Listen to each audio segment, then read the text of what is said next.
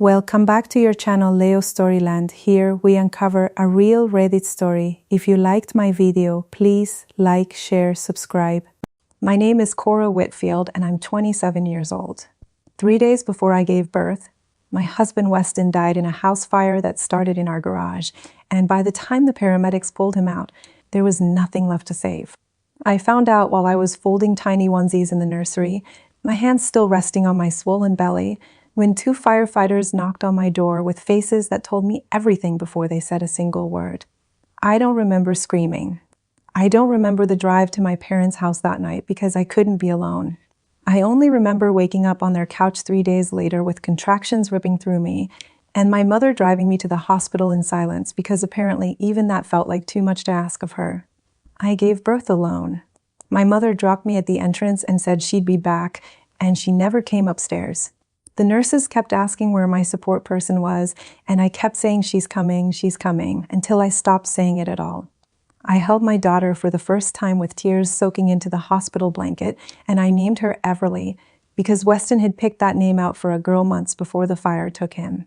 I texted my mother a photo. She never replied. My father sent one message. "Call us when you're discharged. We need to talk about arrangements."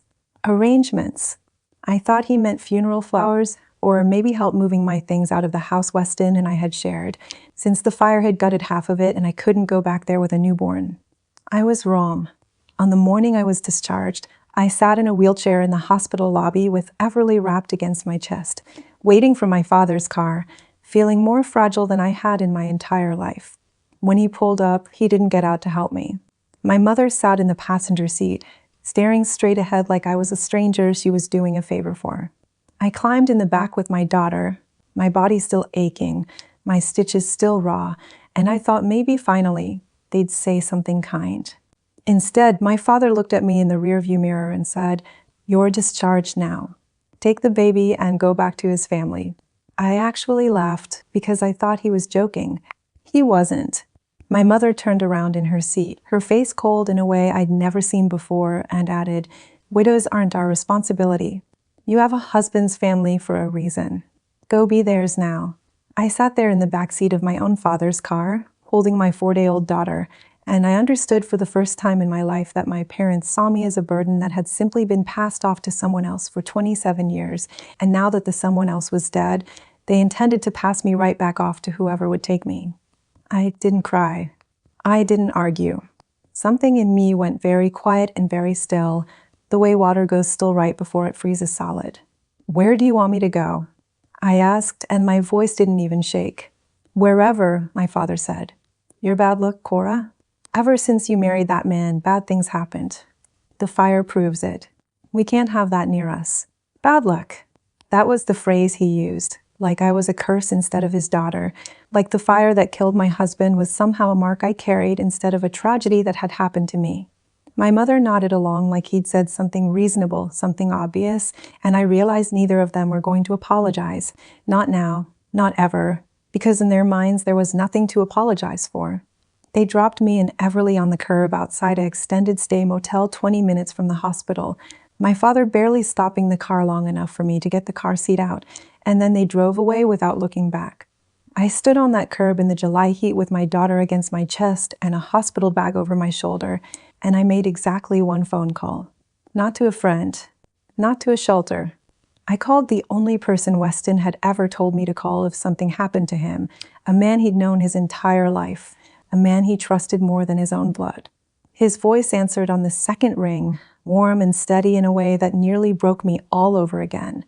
"Cora," he said. "What's wrong?" I told him everything, my voice finally cracking on the last word, and there was a silence on the other end of the line that felt heavier than anything my parents had said to me that entire morning. When he finally spoke again, his voice wasn't warm anymore. It was flat and calm and absolutely certain. "Text me your parents' address," he said. "Don't go anywhere. I'm coming, and I'm bringing people with me." I didn't know yet what that meant. I didn't know that within the hour, my father's hands would be shaking so badly he could barely hold his own front door open, or that the quiet, careful life my parents had built for themselves was about to come apart in less time than it takes to make a pot of coffee. All I knew, standing on that curb with my daughter asleep against my chest, was that for the first time in 3 days, I wasn't alone anymore. Desmond Voss had been Weston's godfather since before Weston could walk, and in the 20 minutes it took him to reach the motel where I stood clutching Everly, he'd already made 3 phone calls I didn't know about yet. When his black SUV pulled into the parking lot, he stepped out in a suit that looked like it belonged in a boardroom, not a rundown motel off the highway, and the first thing he did was take one look at my face and pull me into a hug so gentle it undid the last thread of composure I'd been holding on to since the hospital. "You're not staying here," he said, taking the diaper bag from my shoulder before I could argue. "Not for one more night." He put Everly's car seat in the back of his SUV himself, checking every buckle twice with hands that were steady and sure, and I remember thinking that this was the first time since Weston died that anyone had touched my daughter like she mattered. He didn't ask me where I wanted to go. He simply said, "Your parents' house. I want you there when I speak to them." I hesitated, my stomach twisting at the thought of facing that cold, quiet living room again. "Desmond, I don't think I can walk back in there." "You don't have to say a word," he said, starting the engine. "You just have to be present. This isn't your fight to finish, Cora. It's mine." The drive to my parents' house took 18 minutes, and Desmond spent most of it on the phone, his voice low and businesslike, mentioning things like account access and estate documents and a name I didn't recognize at first, until I realized he was talking to his own attorney. I didn't understand yet what he was building, but I understood the tone. It was the tone of a man who had stopped being patient the moment he heard what my parents did to their daughter and granddaughter 3 days postpartum. When we pulled into the driveway, my father was outside trimming the hedges, the picture of a man untouched by consequence, until he saw Desmond's SUV and his shears slowed, then stopped entirely. My mother appeared in the doorway a moment later, arms crossed, her expression already arranging itself into the same cold mask she'd worn in the car that morning. Desmond didn't rush. He walked up their front path like he owned it, and for the first time, I saw my father's confidence flicker. "Mr. Whitfield," Desmond said, his voice pleasant, almost friendly, which somehow made it worse. "I understand you had some thoughts about who's responsible for your daughter and granddaughter." My father's jaw tightened. "This isn't your business." "It became my business the moment you put a woman 4 days postpartum and a newborn out on a curb," Desmond said, still calm, still pleasant. "So let's make it official business, since apparently that's the only language you respect." He explained plainly and without raising his voice that Weston hadn't just left Cora a house and a life insurance policy.